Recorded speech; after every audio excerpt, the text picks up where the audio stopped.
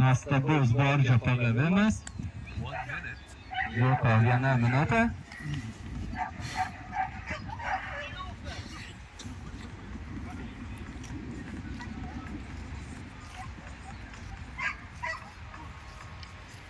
Tai yra Tomo debiutas šitoje didelių berniukų lygoje.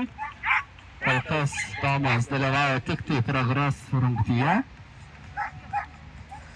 Ir galima pasakyti, potencialo šis duetas tikrai turi.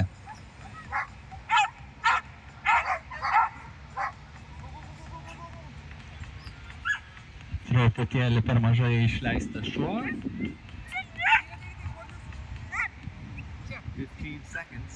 15 sekundžių liko. Dar spės vieną metimą padaryti. Metimas laiku.